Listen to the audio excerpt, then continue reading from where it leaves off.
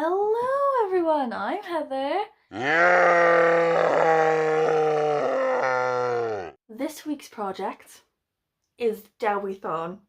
Dewithon books, Dewithon vlogging. So, the Dewithon vlogging may end up with a bit of a hitch in its get along.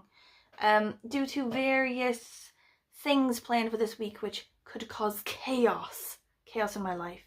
Chaos in a vlogging situation. We'll see. But the main plan, basic plan, if you will be to read this week. The Library Suicides by Fflur Dafydd. Fflur Dafydd wrote this in Welsh, first of all. I thought about reading it in the Welsh and thought, actually, no, my Welsh isn't that good. I'll just read it in the English translation. It's also a movie, a Welsh language movie. Mind, I'm gonna try maybe to find that after I read this book. I may try to watch it in Welsh or just put on the English subtitles. It's fine, whatever. But the basics of this, so I'm already about a couple pages, or like 2 chapters or something, 3 chapters, I think. Basic idea is these creepy twins. They're super creepy, I won't lie. It's 2 girls. Their mother was a famous novelist, but she's killed herself. And they now think that the reason she killed herself is due to this review, which this guy did, which was super harsh. And now they want to get revenge on that guy. They're going to lure him into the library where they work. And I reckon, like, I don't know for certain yet, but I feel like this isn't your average library. I feel like it's an enormous, minorly, scary labyrinthine library. I don't know. We'll see. But they're going to lure him into this library. With the potential for him to clear his name. So like loads of people think that she's jumped out this window because he did this bad review, and he's like, no, that wasn't it, it was something else. I want to read her diaries or her papers or whatever and prove that I'm innocent. So they're going to say, oh, her diaries are here, you can come pick them up. He's going to go in, they're going to trap him there, and then they're going to get revenge on his ass. But as we go through different narrators, like each chapter is sort of a different narrator. One of the narrators is a security guard who works in the library. He's a bit bitter and suppressing some bad feeling toward his employer, the people who sort of like employ him to be the security guard. Because I guess before body cameras and like extreme surveillance and like, electronic keys and stuff, he could just sort of do what he wanted on his shift as a security guard in the library at night or whatever. Like nap on shift, eat hoagies, as you do. So now he's got resentment. However, when all the shit goes off and they like close down the library and they try to get revenge on this guy, I think he becomes a good guy and helps everyone out. Wait, hold on. Yes, but as a rogue security guard starts freeing hostages, the plan unravels. That's like in the blurb, so I'm not giving away spoilers. He goes a bit sort of Bruce Willis on everyone's ass and saves everyone in Nakamura Tower. Are you getting vibes like that from this? Nakamura Tower vibes. So I'm gonna read that one. Also, I'm thinking I might read this as well alongside. I like to read 2 books at once. Don't know if you do that. Sort of my vibe. I like to pick 2 different sort of general feelings. Like this has got like a thriller feeling, intense. This one's got more of like a chill vibe. It's short stories. We Don't Know What We're Doing by Thomas Morris. And it's a bunch of stories about people who don't know what's going on.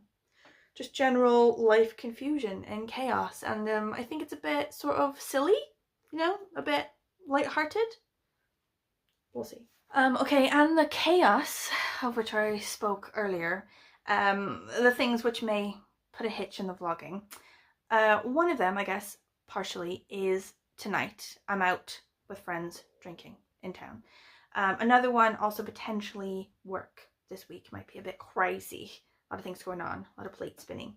But the main one that I mean is my kid's birthday party this Sunday, which probably will not go well.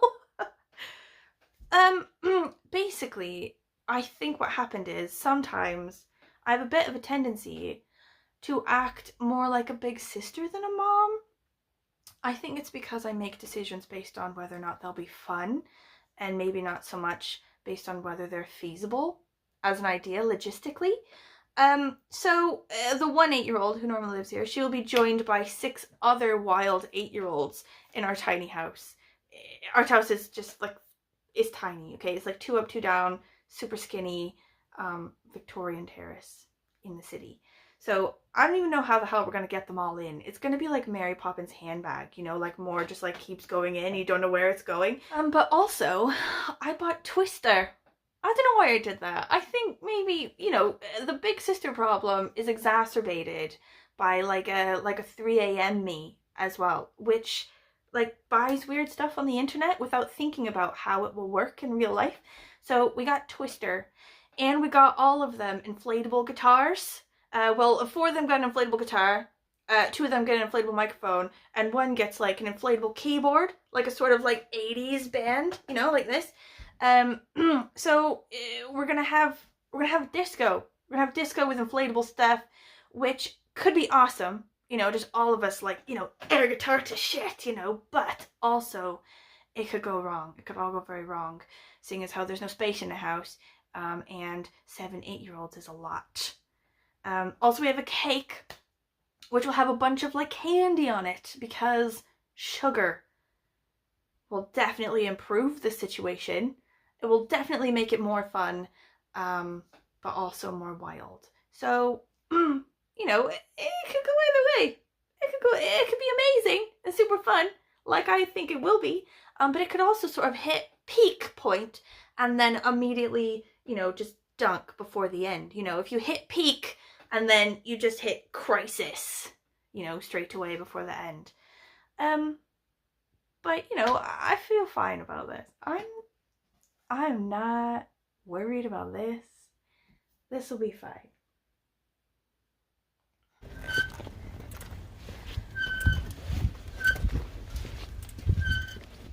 Arnold has another shitting flat tire. I've had to drop him off at the shop. Now I have to walk home like a peasant.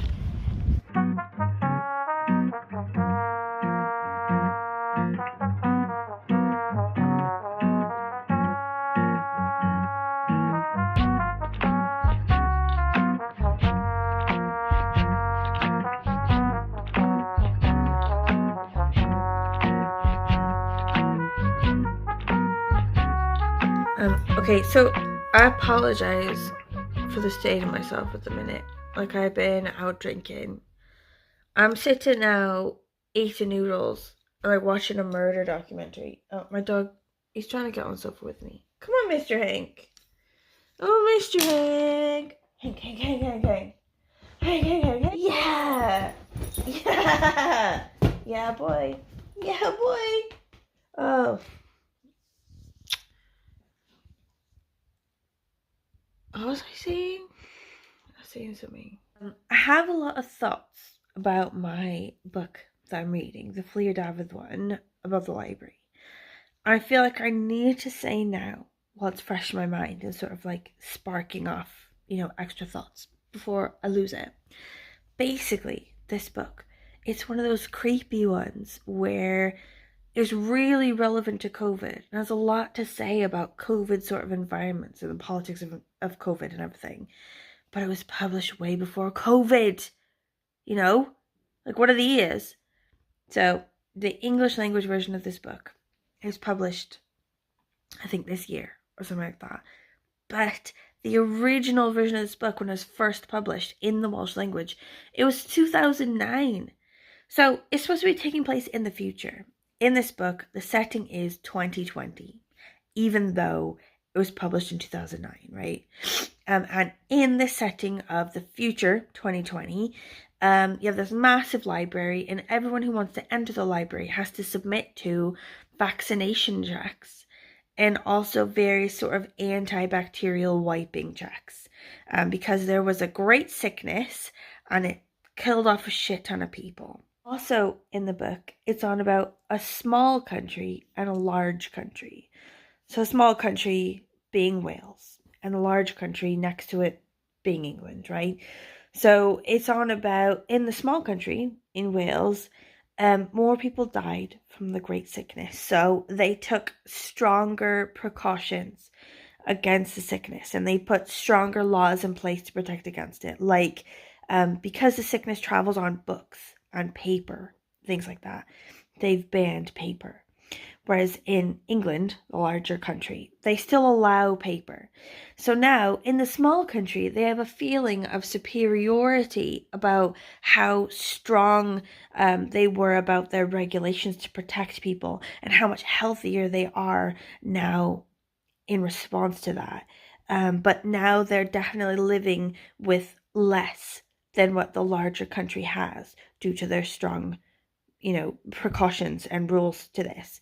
And that, I think, says a lot and mirrors a lot of what has actually happened in relation to COVID. I would say if this book had been published now, first of all, I would have said, oh, Fflur Dafydd, she's saying a lot about the politics of COVID, about the response to COVID from Wales versus the response to COVID from England, and also about maybe Welsh independence type things, how Wales responds differently to things versus England, blah, blah, blah. But it was published in 2009. She can't possibly be saying anything about the politics of COVID because it literally happened 10 years before COVID ever kicked off. And it's got my mind going crazy. Mainly because it's crazy, but also partially because I've been drinking, obviously. Gee, look at how much sofa my dog is taking up just now. Can you see the sofa? Look, Hank, this is shit, mate. You're taking up 3/4 of the sofa just on your own, buddy. This is some shit. Look at the tiny bit I'm in. He's taking it all up. How am I supposed to sit here watch my murder documentary? My dog's taking up the whole of the sofa. Selfishness. That's selfishness on your part, mate.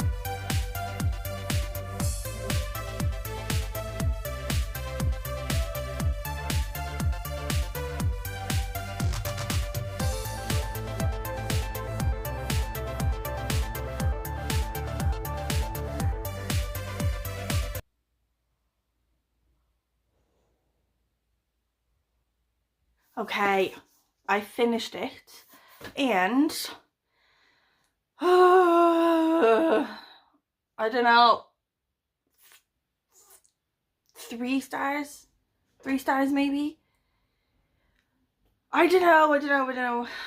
I think basically, okay, so, I liked the sort of dystopian stuff. It's sort of set in the future, but 2020.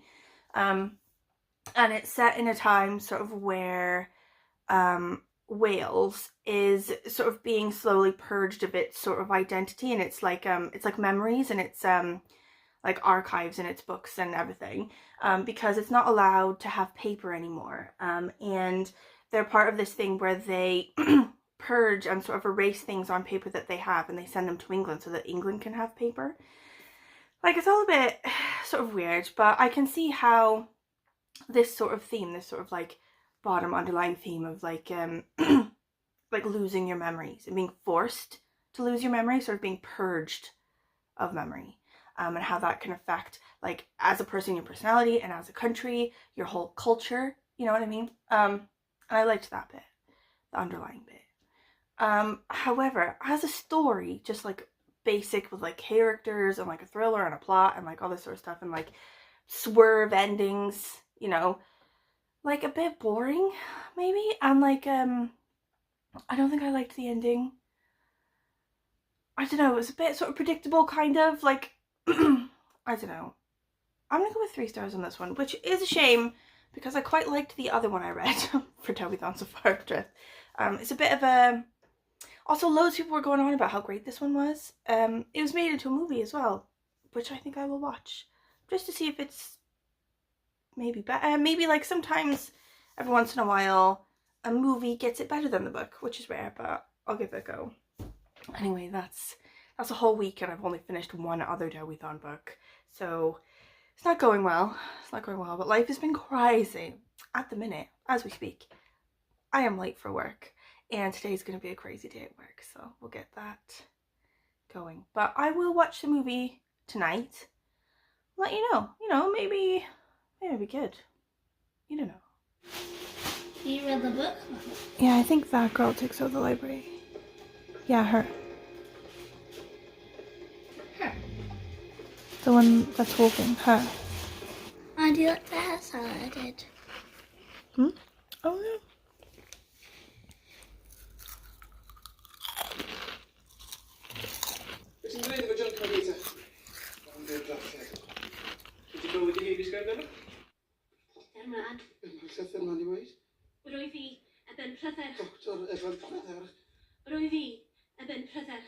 She's like the nice twin.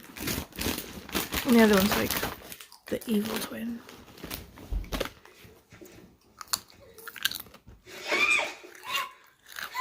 No, no. I've DNF'd it. It was awful.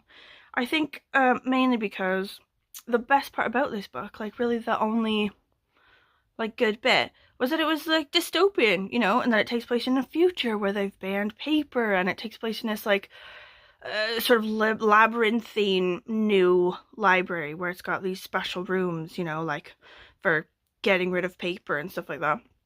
This movie just basically takes place in normal time in the normal National Library, just the regular one in Aberystwyth.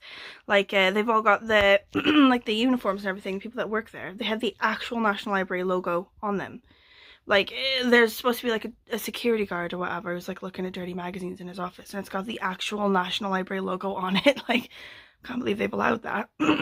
But anyway, it's just now like they've sort of like put it down to just like a normal sort of thriller. Like I guess it's still about memory and stuff, but like not in the way that was good. Anyway, I've been that off. Gwyddoniaeth peth mor wych a chati. Falle mor un hyn, ond dwi ddim yn dup. Do you know what dup means? Yeah. What? Do you? Huh? So stupid. Dwi'n chwilio am dad, falle fod yn byw yma.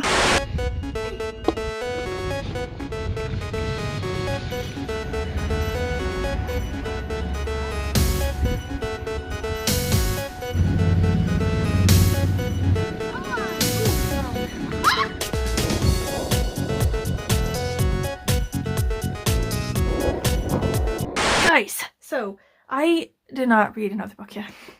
We'll get to that in a second, but I did read this, which is freaking awesome. It's called Rusalka by Camilla Kroll, and it's sort of like a zine slash like self-published comic type thing, based on Polish mythology about this like girl who accidentally discovers that she's got like these deadly magical powers to do with the water. It is part 1, but I hope there's a part 2, and it fits with Dewithon because this author, this person, she's from Poland but she lives in Cardiff, and my husband actually got this for me for our anniversary. Like after 12 years of being married to me, he finally gets me, I think, maybe. But he found it in this like art market thing that comes to this Italian restaurant by me every Monday. It's a bit weird, but I love it, and I'm gonna see if she has a part 2 for this. Like, I follow her on Instagram now, and I feel like my life will be better for it. But also, speaking of zines, the Spud and I have finished another of our zines. I think this is like our 7th zine. Like, we're on a roll in the zines department. But we have just done Best Rides at Disney Paris, if you're 8 years old, and we will fight you on this. We feel like the best ride at Disney Paris is the Buzz Lightyear rides, and number 2 is Phantom Manor. Okay, if you disagree with that, you can take us on. We will fight you. Anyway, okay, do you remember this book? This book that I was going to read alongside the other book that I was reading. I did not do any reading of this apart from literally the first page, and I apologize for that, but I'm going to do it now. This is going to be the next book I read. I'm not sure if I'm going to try to read any other books concurrently with this one because my life is a bit crazy at the minute. But this is the next one. I will let you know how it goes. I promise. Okay, if you have made it this far, thank you for watching. If you have any thoughts about the books I'm reading, or, you know, the movie, or, you know, skateboarding tips, anything, questions, please let me know down the bottom of the comments. And then I think next week we'll just continue on from here, shall we? Another Dewithon vlog next week, which hopefully has more book content, less chaos content. How do we feel about that? Okay. Thank you. I will see you next week. Okay, bye.